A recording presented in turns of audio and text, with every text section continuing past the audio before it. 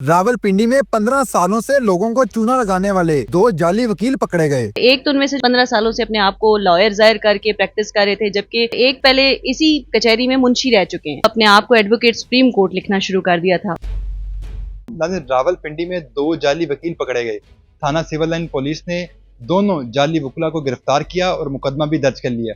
मेरे साथ मौजूद हैं नायब सदर नाइला, इनसे सारी तफसीला जानते हैं। मुझे बताएं, आपकी बार से 2 जाली वकील पकड़े गए, ये कैसे हुआ और वो कब से यहाँ पर जालसाजी कर रहे थे? तकरीबन पिछले 15 साल से वो यहाँ प्रैक्टिस कर रहे थे और चूंकि उनकी हरकत मशकूक थी और 2 वकील पकड़े गए हैं। अपने आप को एडवोकेट सुप्रीम कोर्ट लिखना शुरू कर दिया था और चूंकि जब कोर्ट्स में आप पेश होते हैं तो वो डेफिनेटली हम लोग जानते हैं कि सुप्रीम कोर्ट चूंकि आपको पता है सबसे बड़ा लेवल है, हमें पता होता है कि इस बार में सुप्रीम कोर्ट के कितने एडवोकेट्स हैं।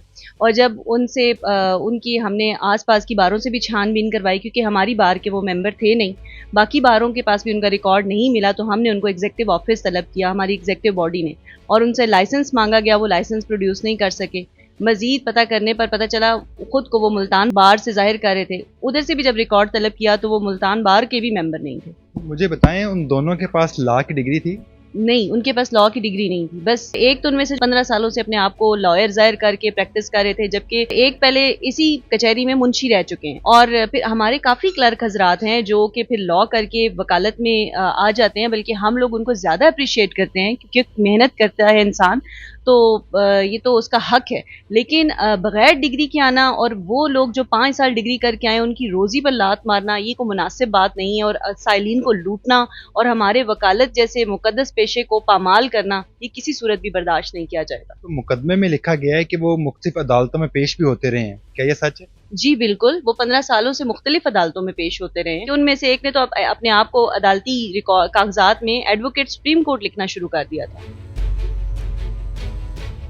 इन 2 मुल्ज़मान का तरीका वारदात क्या था? इस बार में कोई ऑफिस बनाया हुआ था? किस तरह काम डालते थे? जी, इनका एक ऑफिस था। हमारे एक सीनियर एडवोकेट राजा फारूक साहब इस दुनिया से रुखसत हो चुके हैं, अल्लाह पाक उनकी मग़फ़िरत फरमाए।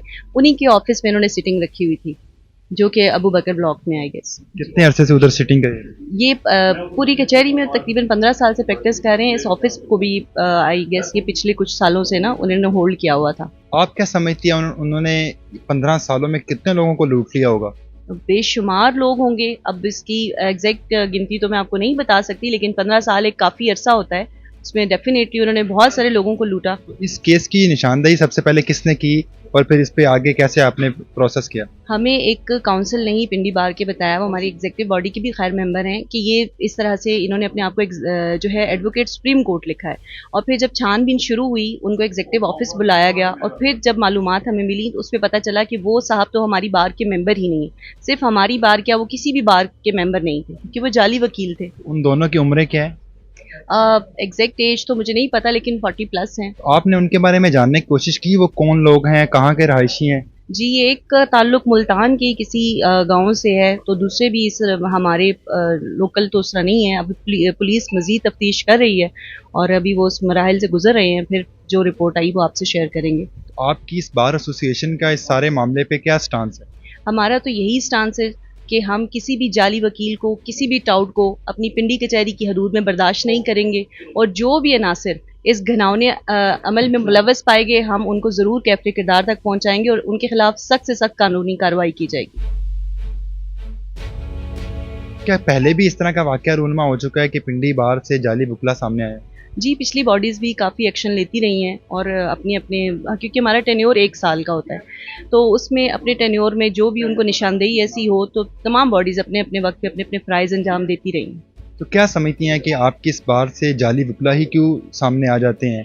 कोई पीछे इनको सपोर्ट कर रहा है? ये तो नहीं कहा जा सकता, क्योंकि हमारी बार, पिंडी बार, पाकिस्तान की तीसरी बड़ी बार है।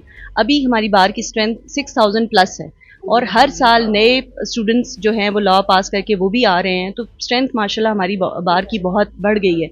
और इसके अलावा भी डिवीजन भर की बारों से लोग यहाँ प्रैक्टिस करने आते हैं, अपने अपने केसों में रिप्रेजेंट होते हैं, तो ये बड़ा मुश्किल हो जाता है जानना कि ये शख्स लॉयर, फेक लॉयर है या जेन्युइन लॉयर। एक जाली वकील किस तरह किसी अदालत में जाके पेश हो सकता है?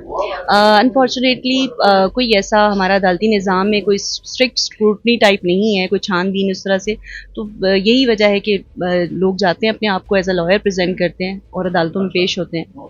पहले चेक नहीं किया जाता है कि आया कि ये बंदा वकील है भी या नहीं? इस तरह तो कोई भी आगे अदालत में पेश हो जाए। बिल्कुल ऐसा ही है, और आपके इस प्लेटफॉर्म के थ्रू मैं साइलिन को ज़रूर कहना चाहूँगी कि आप तशरीफ़ लाएं। इस प्लेटफॉर्म के थ्रू मैं उनको ये आगाही दे रही हूँ कि हमारी बार में क्लैरिकल ऑफिस है एग्जीक्यूटिव ऑफिस के साथ, उसमें तमाम लॉयर्स की इंफॉर्मेशन मौजूद हैं और आप उस लॉयर का पता कर सकते हैं कि आया ये कोई जाली लॉयर है या मुसद्दिका लॉयर है।